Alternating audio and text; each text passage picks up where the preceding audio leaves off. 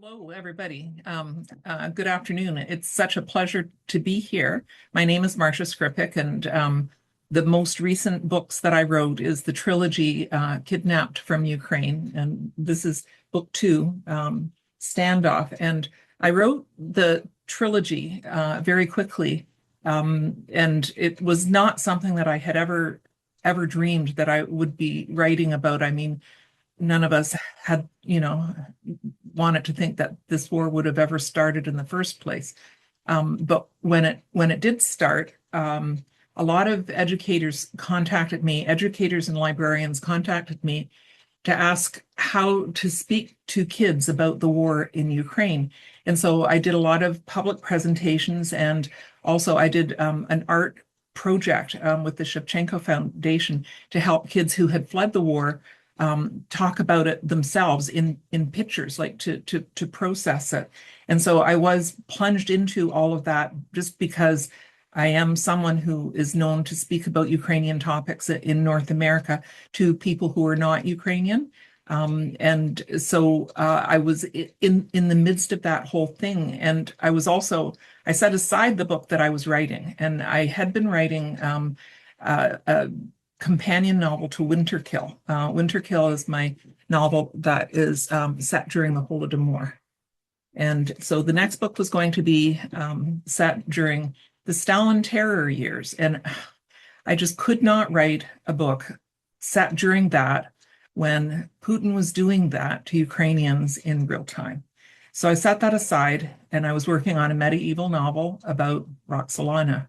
And my publisher, Scholastic, both Scholastic Canada and Scholastic US, I was approached by them because they're readers. Like Scholastic is really brilliant in getting kids to love reading.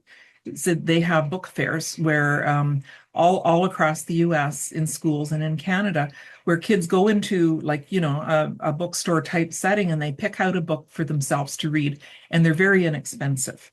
And so a lot of those kids were telling the book fair people, why hasn't Marsha written about this war?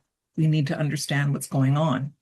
And so they approached me to see whether I would write about this war. And I first said no. I couldn't wrap my head around it. I also didn't think that I was the right person to, because I'm not living through the war. And I felt that perhaps it would be even cultural appropriation because I'm Canadian. I'm not born Ukrainian. But after a while, I changed my mind because I saw what was coming out. The disinformation, the propaganda, and there was a lot that was aimed at young people too. And I do have this space. I have a lot of a good readership, a really solid, devoted readership of my books. And I thought, if I don't take this space for young people and explain to them in a way that they want to read, in a book that they see as something that they buy on purpose and read on purpose, not that they're being fed. If I don't do it, they'll find someone else who could do it, and that person could be someone who had been influenced by Russian disinformation. So I said yes.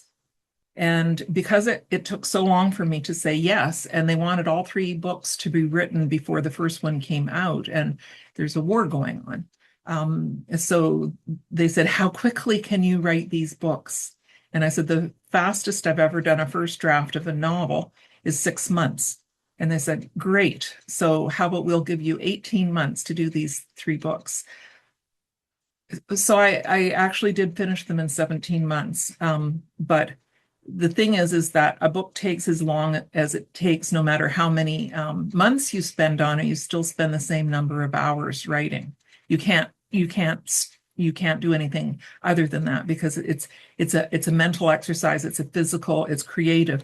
And so I was writing 7 hours a day, so 3.5 hours with a break, more writing, and then I would do revision after that. It was like all I did. And all I can say is that it's a miracle that I'm still married, because my husband was living through this, and he was the object of a lot of my bad moods during the time. Let's just put it that way. But he was very kind, bringing me tea and boiled eggs, and letting me have my space so that I could get this done. But also, it's extremely emotional writing on this as it's playing out in real time too. When I said yes, it was after Mariupol had fallen. And so I felt that this was a story that I could tell because there was a beginning, middle, and end that I could show in book form. And also, it's something that I don't think that anyone should ever forget. And I think I fear that because the war has gone on as long as it has, people have forgotten what was happening during that first horrific 86 days. And so I focused on that. And so my trilogy is about twin 12-year-old girls, Daria and Rada, in Mariupol. And they're in, a typical old Soviet type apartment building. And so the first two books I wrote sort of parallel to each other because you're talking about two sisters and they have different experiences. So in Under Attack, we follow Daria and her mother as the first scene in the book. They just wake up and they realize that they are under attack right then. And the mother had packed up like knapsacks with supplies in it. But the father said, like, we should just stay here. We should just stay in the apartment. This is probably the safest place. They're on the fourth floor, but they're just going to stay. And the mother says, but we don't have any food. And he says, well, why didn't you go to the grocery store? And, like you have to walk up all the stairs to get it. And she says, look, I was doing this. You could have gone to the grocery store too. So anyways, Daria and her mother go downstairs because there's a little 24-hour grocery store on the bottom. And as they're getting food, the apartment building is hit. And so they can't get back upstairs. And so the first book is about what happens to the two of them, separated from the father and the sister, Rada. And book two, Kidnapped from Ukraine, Standoff, is about the other two. So in the first book, Daria and her mother end up just in the basement of a book supply warehouse. And the daughter, Daria, she ends up, they both go into a filtration camp. They're separated. And she's sent to Russia, and she's in a camp and then put in a home. And she is rescued in that book. And so in book two, Standoff, the father and the other sister, Rada, they are going to get to Azovstal, but it starts out with that same scene. So like while the mother, the two others are downstairs getting groceries, and then the building is hit. Well, upstairs on the fourth floor, they experience that hit too. And so downstairs, like they can't get upstairs because the entire stairwell has been like it's just collapsed. So it means that the two who are upstairs can't get out either.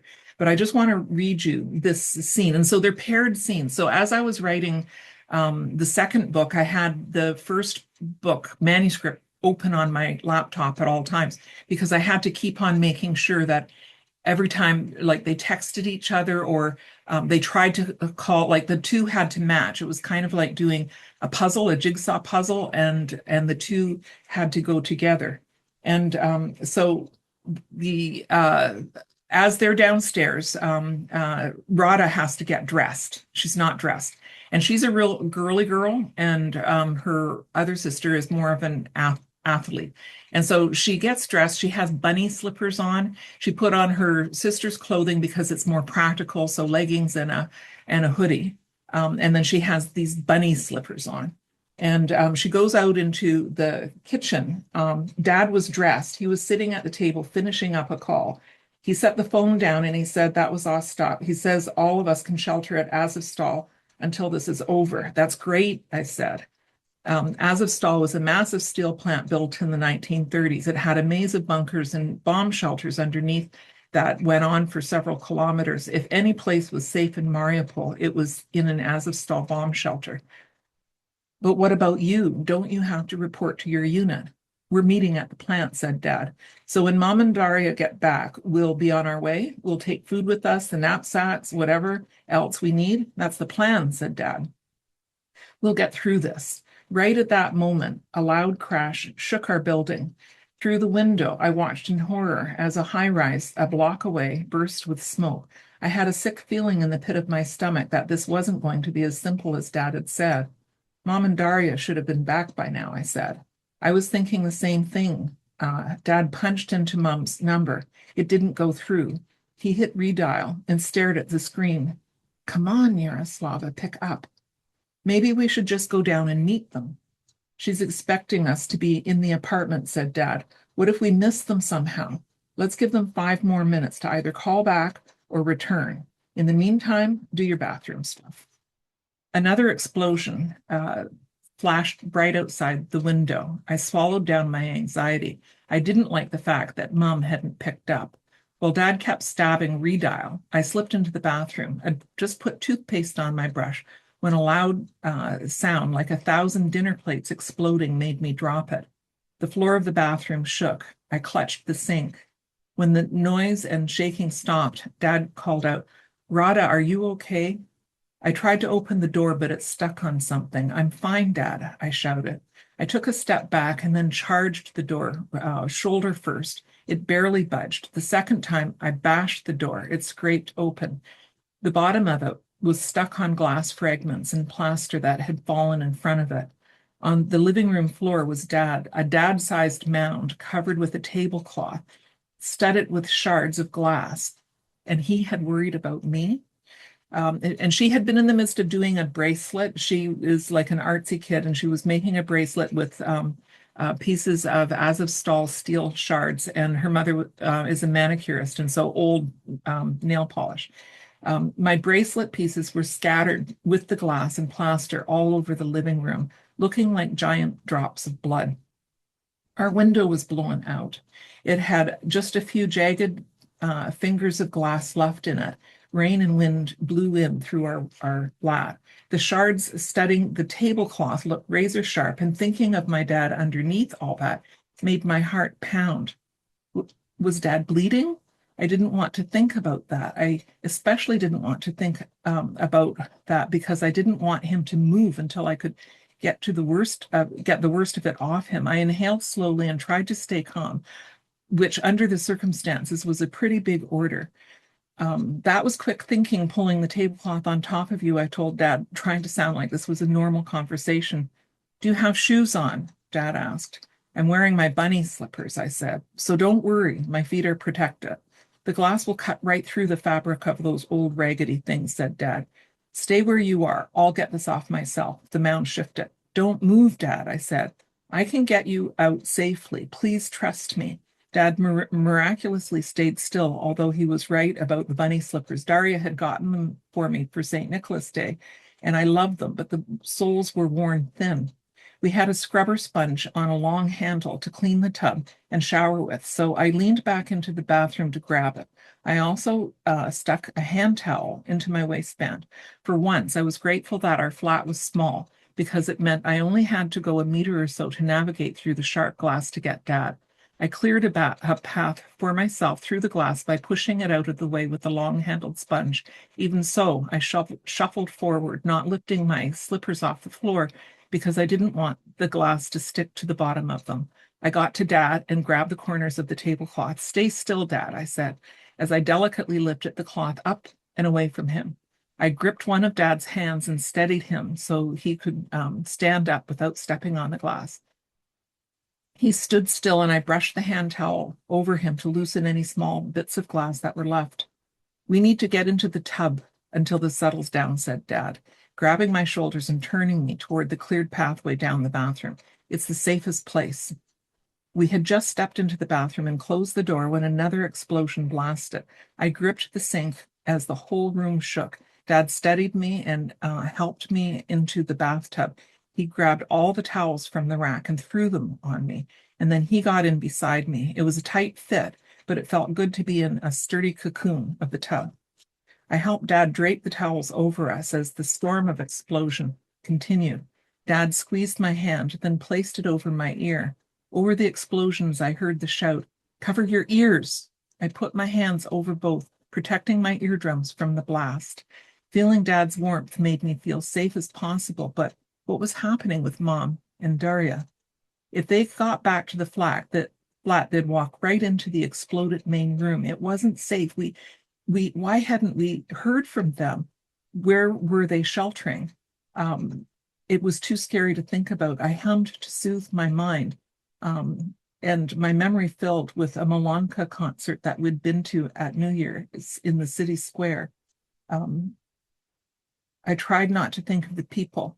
And humming, I didn't muffle the attacks completely, but it did make me feel a little bit braver. Objects sounded like they were whizzing and crashing all around us. The bathtub rattled back and forth like it was trying to shake us out of it, and then somehow we were flying. The towels flew off. The tub vanished from beneath us. Dad and I plummeted as debris swirled around us. We landed with a sudden crunching thump, smashing back into the tub. I covered my head with my arms as bits of plaster, glass, and wood rained down on us, and everything went black.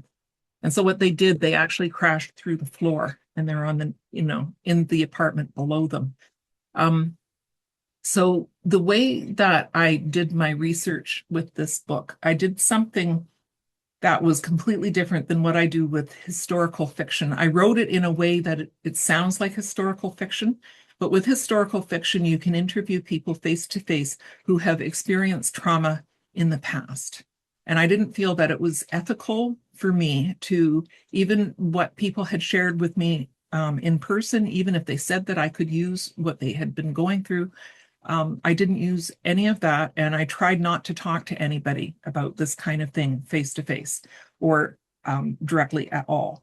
What I used was documented accounts of survivors who documented either for example, the New York Times, but also people who gave testimony in the war crimes testimony against Putin and Maria Lvova-Belova, that kind of thing. There's a lot of testimony out there, and especially at that time, because it was just really flooding in. And so I used a lot of that. There were also videos that I could see. There's also the wonderful movie, the just absolutely horrific movie, 20 Days in Mariupol. So that was very useful too.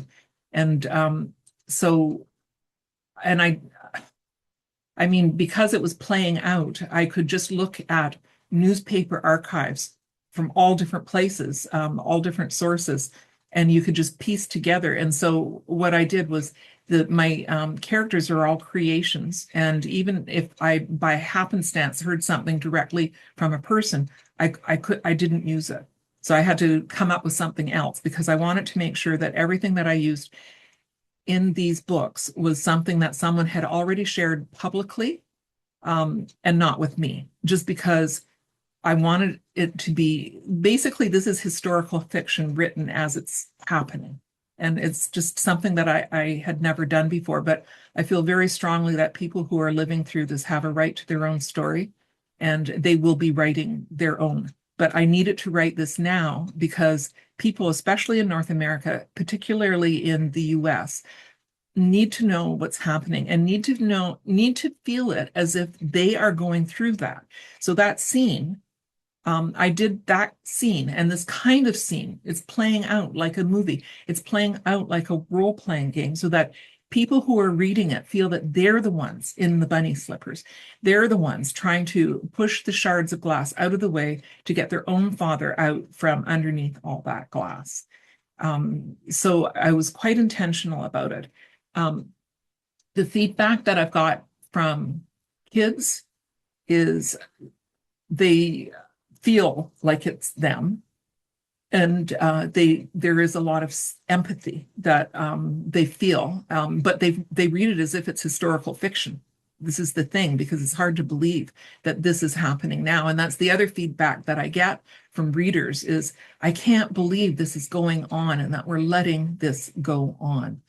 I have heard a lot from people who are Ukrainian who are either refugees here or even in Ukraine. And surprisingly, what I get most is, you see me, like, thank you for doing this. You see me. And because, like, one thing about me being in North America and being born here and having written for young people for a long time, I can have that perspective. And so it's a distance perspective because I'm not in the war. I'm not in Ukraine. But there's the other side of it, is that I know how to frame the story in a way that North American readers can step into it. Right now, I'd like to stop right now because I really hope that some of you have questions for me. And so I'm wondering, how do we do the questions? Will they be written, and will you ask them to me, Oksana? Because people can text the questions, or you can turn the microphone on and they can ask directly. Which way would you like to do it? Yeah, so any option. So what is more comfortable for you? So you can ask questions, you can write questions. So yeah, we can start so now with questions. So please, if anyone has some questions, you can ask.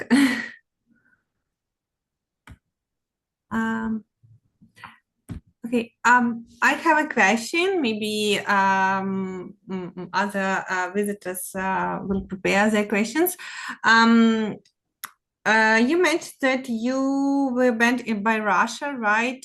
So can you tell more about it, if it's possible? So what about your family? And I understand that it's not just about writing process, but it's also about Russia. And so please, can you tell? So the official banning, happened in 2022, shortly after Winter Kill came out. And Putin is particularly sensitive about anything about the Holodomor, right? And so I was honored. I have to tell you that being banned by Russia is the largest honor that I've ever received, because it means that you're getting under their skin. But before I was officially banned, I had written another picture book, Enough, set during the Holodomor. And although I wasn't officially banned, I received death threats and hate mail. And when I was going out and doing any kind of public event with that book, I had to let the police know. And so when I was banned in 2022, after going through this other thing for 25 years, it was sort of like, it was almost laughable, but not, because it does have a profound effect. And primarily trying to silence. And so just there's a lot of funny things that will happen. Well, funny, like funny, not funny. So just as an example, I am a book reviewer, and I really like to promote my fellow authors. I read a lot of books, and I like to do book reviews. Some kind of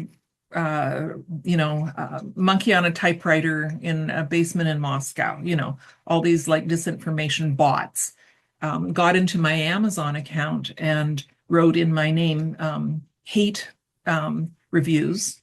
And I got this notification that I could no longer post reviews, but then they stripped all the reviews off Amazon, and I can't do anything on Amazon. I can purchase things, but I can't even complain about something that I purchased that they sent the wrong thing.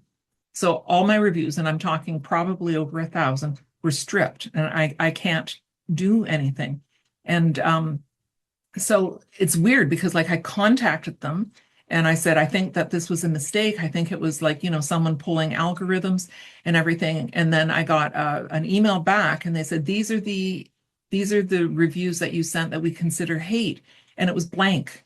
So it was like this form letter and then 3 blank things. And so already the bots had, left the building, but the damage was done. And so that was in 2023. And so all of those are gone. So it silenced me. The other thing that happened was just a couple months ago, I got a notification from Instagram, and they said that they were removing posts from me and limiting what I can post on Instagram because I am a weapons dealer. And what that was all about was when Making Bombs for Hitler in 2023, it was published in Ukrainian. Yulia Lubka, the translator, had published just a live thing holding the book and then, saying something. And they said that, and then I forwarded it, just that was it. And so a year later, they posted this like restriction on me. And so I am restricted for a year from doing certain kinds of things on Instagram. And I noticed once I had that restriction put on me, and you can't argue with it.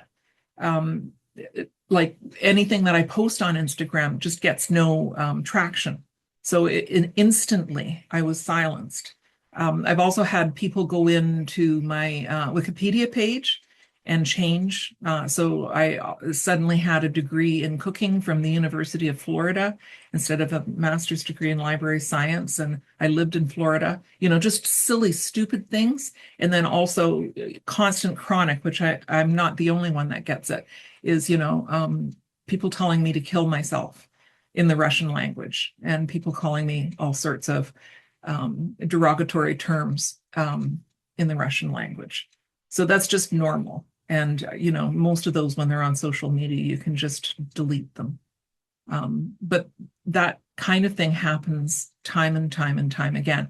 And I also know that this trilogy the volume has been turned down too, because in the first book, there's this one scene during the filtration camp, and the soldiers are looking for trezubs, and they're looking for tattoos, to call them Nazis.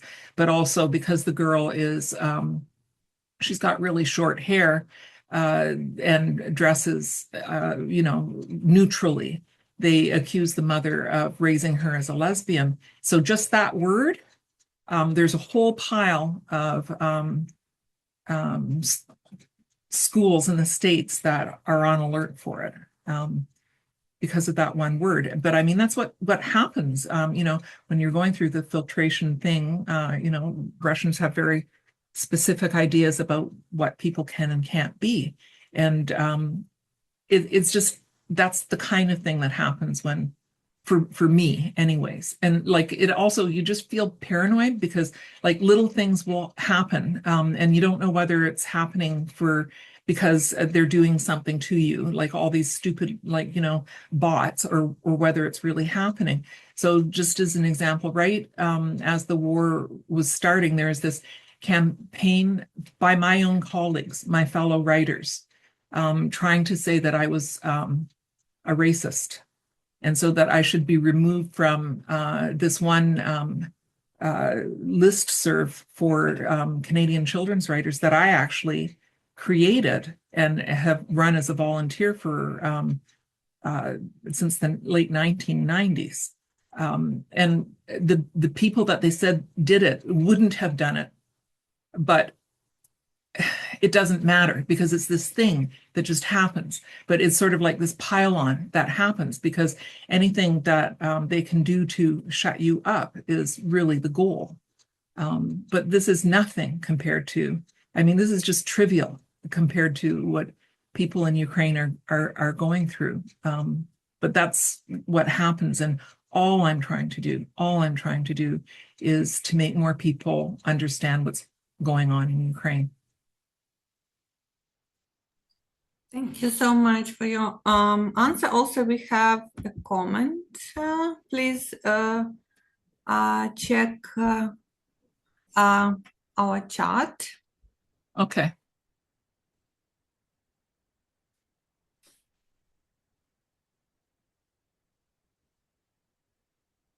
So can you please tell us more about how you learned your craft as a beginning writer? In addition to reading, how did you learn the craft?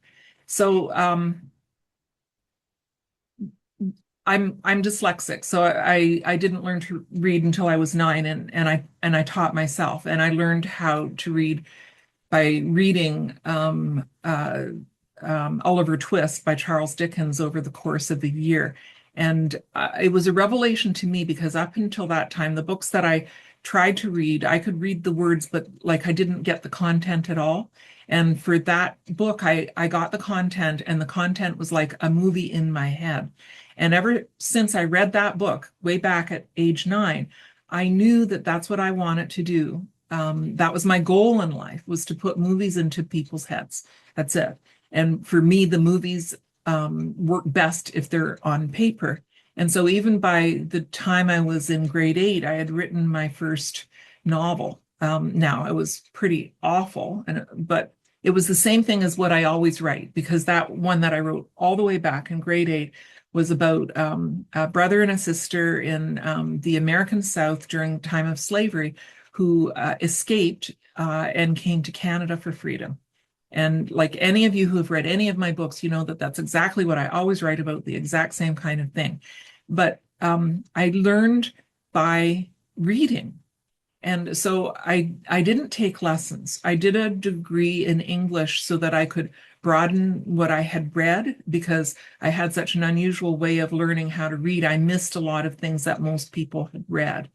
And so I just practiced. I just kept on writing and writing and failing and telling me that what I was writing was no good. And that was fine, because then I just tried again and again and again. And, you know, they say it takes 10,000 hours to become an expert at something. And that's basically what it was for me. I just kept on writing until somehow what I was writing was better. But I think that being a dyslexic in some ways makes it easier.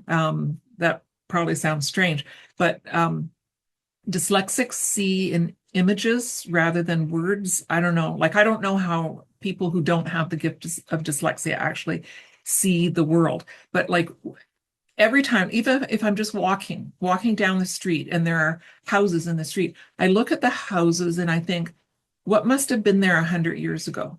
Like, I don't see the house. I see what may have been there 100 years ago. And then I start writing a story about it. So it's just the natural way that my mind works. And I have my word processing, like Word set so that it automatically fixes all my typos, because I transpose words, I transpose letters chronically, constantly, because I'm dyslexic. But that's what I do. And what I suggest to people who are wanting to write is the first thing you should do is read a whole lot.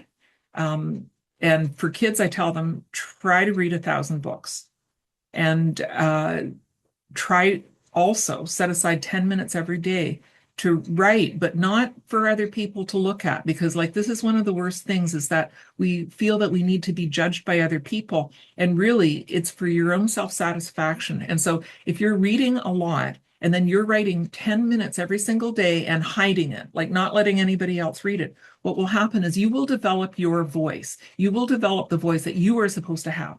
And that is the best way of getting your voice and becoming a writer. And you know yourself, like books that you love, it's probably because you love the writer's voice. You can just fall into it and you want to read everything that they've written. You don't want to read someone that just sounds like someone else. And so if you don't read a lot, then when you try and write, you'll just sound like someone else. If you take lessons, you're just going to sound like the person who taught you. So that's why it's really important, as far as I'm concerned, to do it on your own, and just 10 minutes every day. If you wrote 10 minutes every single day, by the end of the year, you're going to have something that's as thick as a novel. It's not going to be a novel, but there could be story threads in there that could develop into a novel. Thank you. Maybe other questions, comments? Okay, Cindy? I have a question. From writing, do you have a routine? Like, what did you establish a writer routine? Because I belong to a writing group, and we talk about the different, setting up a space, so that you have a place to write, to read, and you should separate them in a routine, whether you get up at 5 o'clock in the morning before your coffee, before the little voice says, you're not a good writer, you're not a good writer. You just try to get 2,000 words on the page or whatever. So what I find is the first 18,000 words of a story is the hardest. And so I will rewrite the first 18,000 words like a million times, it seems. And so my routine is to like, I sleep late and I don't go to bed till like usually 1:30 or 2 in the morning. It's just terrible. I know, but that's me.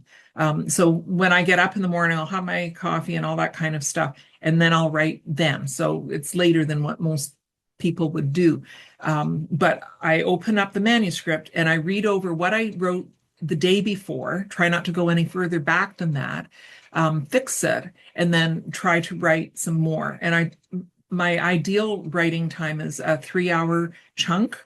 But as I was saying, when I was writing the trilogy, I was writing for 7 hours a day. It was really almost too much because it was too, but it was what I had to do. But anyways, that's what I do. And so I'll read what I wrote before, fix it, and then write on. And I find that I have to stop myself from reading more than that. Like just stop what I don't read the whole thing that I wrote, but just the last day, and then move forward. So like clean up from the past and then move forward a little bit. But getting over that first 18,000 words is the worst because there's just this almost like, picking at a pimple kind of thing. You just want to go back to the beginning and make it better because it's a way of avoiding writing. The other thing that really works is having a deadline. And so I've been in the very fortunate situation of since about 2010, I've had like publishers that wanted books from me, and they wanted books from me and they wanted them at a certain time. So basically knowing before I wrote it that it was going to be a book. And in some ways that's scary because like what if it's terrible? And so that's why you get stuck on the first 18,000 words. But on the other hand, you know that you have to propel yourself forward because you've got this deadline. And so even if you give yourself a self-imposed deadline, so if you're in a writing group, that helps because you have, if you give yourself a goal that you have to have X written by the next time the writing group meets, then, you can force yourself forward. I always have a certain place that I write. So I wrote 3 books in a row on a tread desk, and it was great. And then I wrecked my knee because walking slowly for 3 hours every day on a tread desk really does something to your knees. So I can't even use it anymore. And so I'll write on, sometimes it'll be one chair for a book or two, and then it has to be another chair. So like I'm running out, we're going to have to like get new furniture or something because like I've written, I don't know, 28 books or something, and I've used up all the furniture in the house now. So, but like, just sit there and write and not judge. Thank you. Also, we have several questions in our chat. Please read. Sure. So, you are an inspiration. Thank you, Larissa. Do you have any suggestions to discuss actively combating disinformation with young people? Also, how can we safeguard ourselves in Canada from books being banned? So like the disinformation thing is a really difficult one. You can't really avoid it because it's just so ubiquitous, but showing people how to discern themselves helps. So like, for example, doing a Google search, knowing that the first page is sponsored, and even when there isn't sponsored on it anymore, like, you have to go to maybe page 2 or page 3 until you get real stuff, right? Having people understand that anything that they read on TikTok is probably not news. Anything that they read on any social media, they should see where the source is and then check that source themselves. That's about the only way that you can do it, because stuff on social media sounds, especially if you've got a short attention span, which young people do, especially post-COVID. They just see this and it sounds right. And so they believe it without looking further. And Snopes is a good place to go. Just Google it and you'll find the Snopes website, which fact checks things. And then, so if you see something online, you can just check to see whether it's real.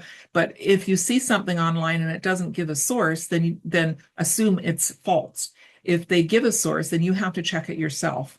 But it's a very powerful thing, disinformation, and also because there'll be a kernel of truth in it, and then the rest just isn't. And then how can we safeguard ourselves in Canada from books being banned? So this thing about books being banned, for one thing, there are a lot of books that are soft banned without ever being banned. And that is more insidious than books being banned, because if a book is being banned and there's a big campaign about it and people are holding up placards and saying we don't want this book to be banned, then it's not really banned because people know more about it than they would have if it was on a shelf. But something else that happens to Ukrainian stories is that they never get published in the first place. I can't tell you how many brilliant books I have written that are written by Ukrainians, and like Canadian Ukrainians, American Ukrainians, but what I mean is Ukrainian themed stories that cannot get a publisher. And I know that these are really good books, and I have done everything that I can to help people get published. I run a critique group that's been running since the 1990s. It's the longest critique group for writers of young people on the internet. And a lot of people have got published. But what I find is almost invariably, if it's a Ukrainian topic, it's harder to get published. I can also tell you for myself, I write, half of my books are not on Ukrainian themes. The other half are Ukrainian themes. Almost invariably, the ones that are not on Ukrainian themes will be shortlisted for more awards and will win more awards than the Ukrainian books. I'm the same writer. Did I somehow start writing poorly because it was a Ukrainian topic? No, it's a hard baked prejudice against Ukrainian stories. You'll also see, you just check yourself, there's so much Russian stuff out there. And I mean, even you walk into a restaurant and there'll be a big poster with a special, and it's a Moscow mule, right? And then you'll look at the menu and there'll be other things there that are Russian inspired. What's that all about? Why? But it is, you just see this even in books, like Witherspoon recently, she wrote a book, and the whole premise is someone going to Russia and treating an oligarch, just gag me with a spoon. But this kind of thing sells, and it's terrifying. And I don't know how we can break through that. I really don't know, because I've been trying for 30 years. And I know, and especially in the early part of my career, I just knew that for every time I wrote a Ukrainian story, I had to write a story that wasn't Ukrainian, or else my career would be over. So, that's the long and the short of it. Thank you. Also, we have 3 questions in our chat. Can I, they're coming in so quickly. Can you read one for me? Because you probably okay. What are the top 1-3 books every Ukrainian immigrant should read? Thanks in advance for the advice. So, do you mean books that are written by Canadians on Ukrainian topics, or books that are Canadian? Alexander, maybe can you clarify your question? Oh, thank you very much. It just was a general question. Any book, any style, any genre would work. Okay, so every Ukrainian immigrant should read. So in terms of Canadian books, to know Canadian psyche, if you're a Ukrainian immigrant to Canada, I would say read Margaret Atwood. Read at least one Margaret Atwood. But she is the epitome of Canadian writers. And, you know, she would be a really good person to read. Also, Anne of Green Gables. You got to read Anne of Green Gables because that's a quintessentially Canadian book. And I would also say, and this is controversial because he's been, it's Joseph Boyden. So his Aboriginal credentials have been stripped from him, but his books are brilliant. And so I would say read him too. And also, I think that it's a good idea to try and read as broadly as you can Canadian authored books, because we have a different publishing ethos in Canada compared to the US. So a lot of books, just by the very fact that they're published in Canada first, means that they're going to have they're going to be more literary, they're going to have higher quality because we have a different way of creating books. There's subsidies for them. And so an author doesn't have to sell as much to stay in print or to get published in the first place. So in the US, just in terms of picture books, for example, to be a picture book author in the States, you basically have to be a movie star, like a film star, you know, somehow, or, you know, a singer or something like that. And then it's just a spin-off, and all celebrities in the States think that they can write books.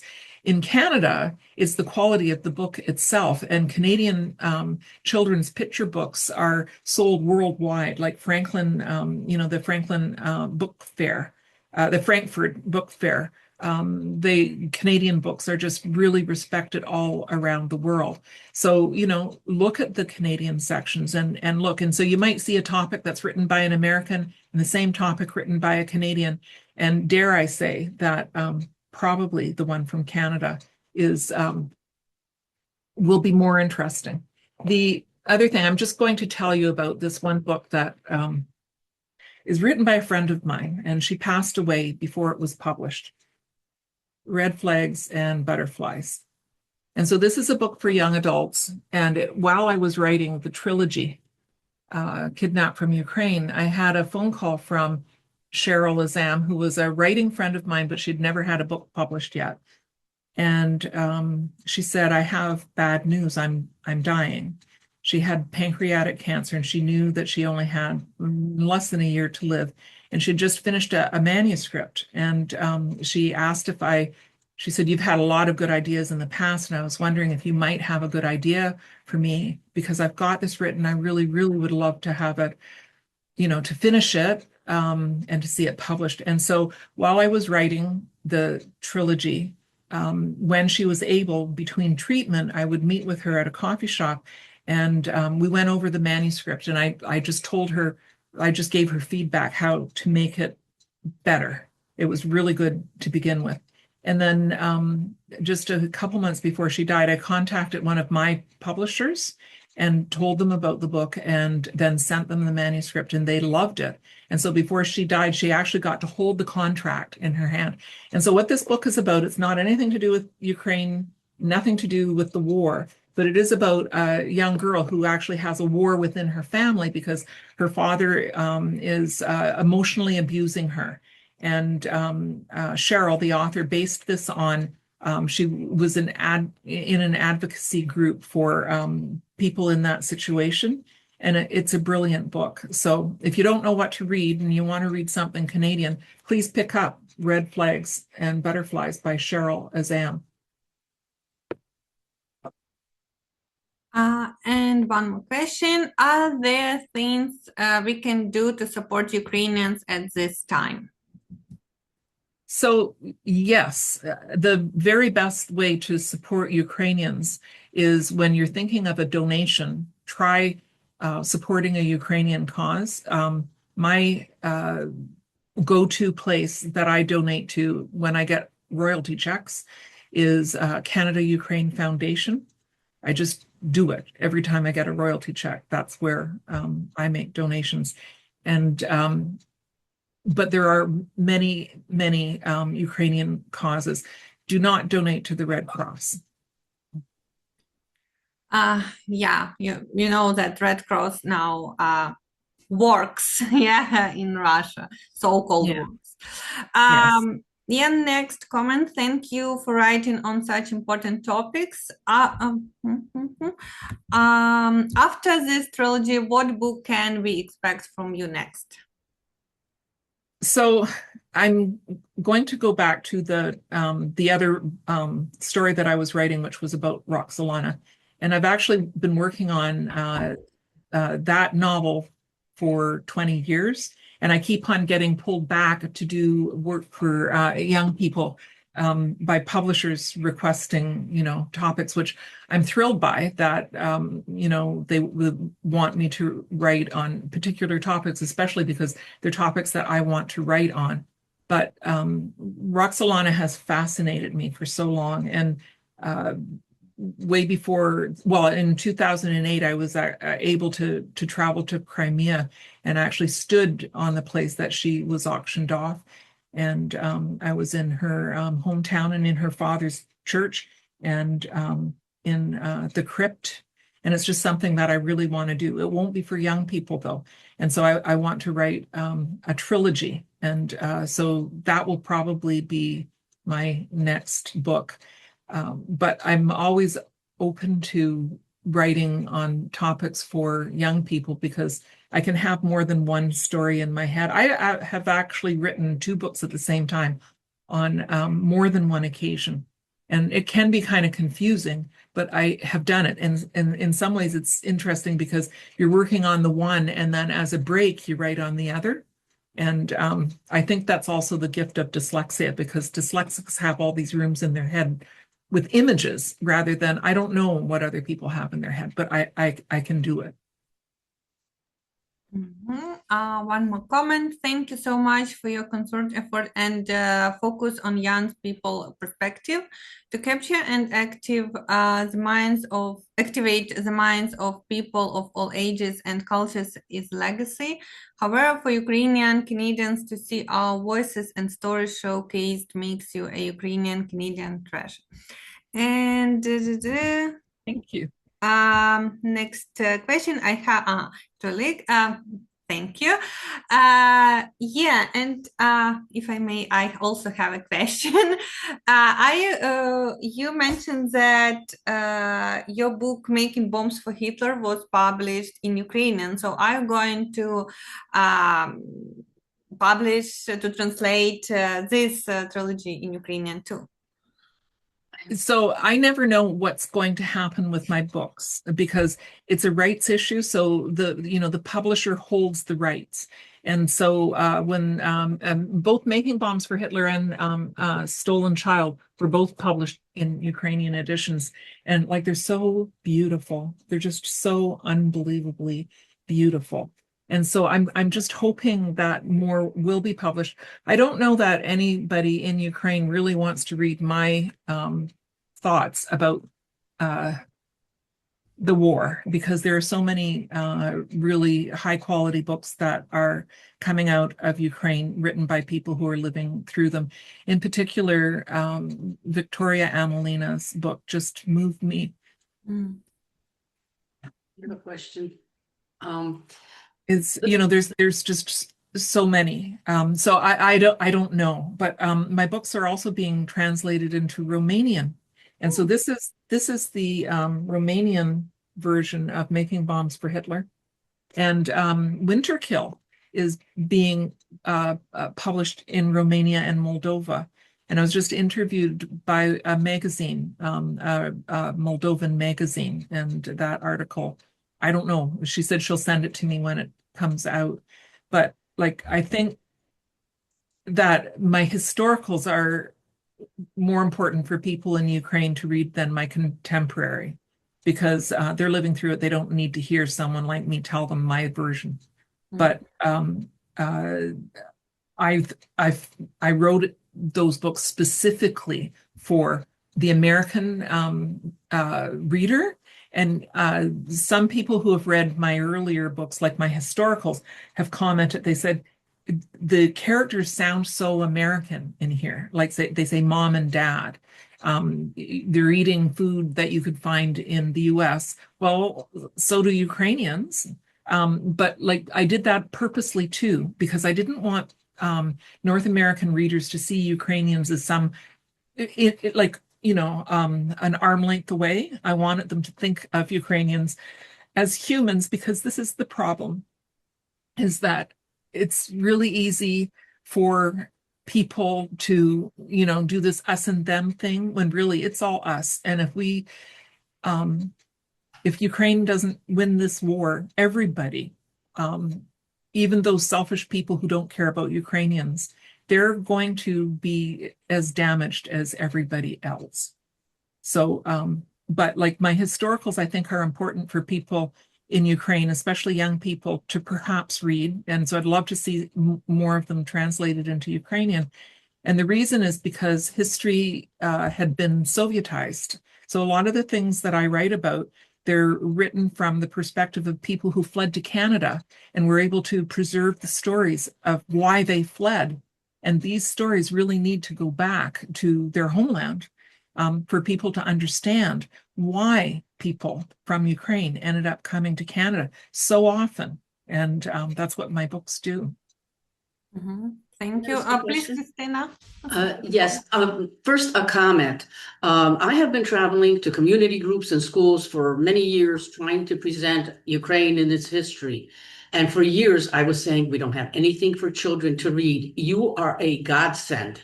All those books that you have written on the Ukrainian topics have helped us so much, and Thank you. especially being published by Scholastic. I am in Philadelphia in the United States. Being published by Scholastic, they are available in schools. When my grandchildren just saw your latest book at their book fair a week before it was available at Amazon, they got 4 copies, and the person selling couldn't understand why they were buying 4 copies of the same book. And their answer was 1 to read, 3 to donate.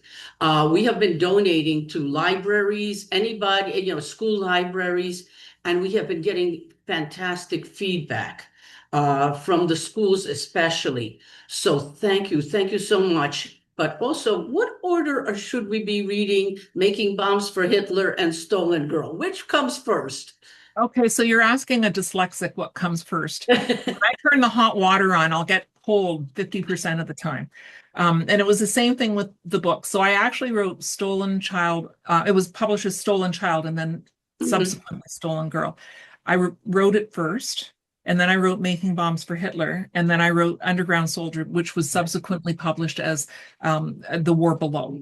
So people who are not dyslexic, tell me that Making Bombs for Hitler comes first, then Stolen Girl, and then The War Below. The way that I feel about it is that if there's a brother and sister and they're arguing about what to read, have one of them read Making Bombs and the other one read Stolen Girl, and then swap, because it doesn't make a difference. Those 2 books go like this together, but so many people tell me that Making Bombs is first. One of our goals at Manor is to raise awareness of the Holodomor, and Winterkill has done so much to help us. Thank you. Thank you. Well, and when it came out, I had written it before the war had begun, but it didn't come out until, the fall of the first year of the war. And it was subjected to suppression. And it's hard to even put my finger on it. But when Traitors Among Us came out, which was like book 3 of my Second World War II trilogy, it got reviews all over the place. And then Winterkill came out and it just didn't get reviews. And it was promoted just as much. And so I can only think that it was because there was this soft suppression going on with, Russian bots pulling, doing their little magic behind the scenes. But thank you. I'm really proud of Winterkill. It was a very difficult book to write, and it was a very personal book to write because my grandfather was a card-carrying member of the Communist Party in Canada. And so the main, Alice, I thought of as myself. What if I was my grandfather's daughter instead of his granddaughter? And I was put in this situation. Now, my grandfather realized very quickly and was mortified when he realized what he could actually basically, would have signed up to if he had ended up in Ukraine helping. helping, right? But he did apply. He did apply to go there and help with Stalin's 5-year plan. And so, like, I think one thing that we all have to think about is that we're all this close to being misled. And that's how powerful propaganda is. And so, we should have compassion for people who were misled by propaganda and then were able to admit to themselves that they were wrong. And I think that is happening a lot in the United States right now. There are a lot of people, and I'm not just talking about the war in Ukraine. A lot of people thought that they were doing something that was the right thing, and they realized that they're wrong. Thank you so much. I think we can complete our presentation today. Marsha, would you like to say something at the end? Or Well, thank you. I love the questions. And I'm always very grateful for questions because, sometimes I don't know what you want to know about. And I could just go on and on and on about something else. And when really you're just, you want to know one other thing. And so I appreciate the wonderful questions. And thank you for the opportunity to have this presentation, because again, I just feel like the volume has been turned down on everything Ukrainian. And so to be able to have a session like this and highlight something on the war in Ukraine, and particularly something super accessible, because, kids can read my books and learn, and they share their books with their mothers and fathers and teachers and librarians, and that's important too. So thank you for the opportunity. yeah, thank you so much for your presentation today, and thank you that you decided to write on this really crucial topic. Yeah, so we're looking forward to your next books, and I'm sure we will be able to organize next presentations at our center. Also, at the end, I would like to mention that next Thursday we'll have a reading club session. So yeah, it's like last reading club in this year. All information has been published on our social media, and information about our next events also will be posted on social media or website. Yeah, I think we can finish. Thank you so much, Marsha, and all participants. These great questions, and I hope everyone will have a wonderful day. Thank you. Bye. Bye-bye.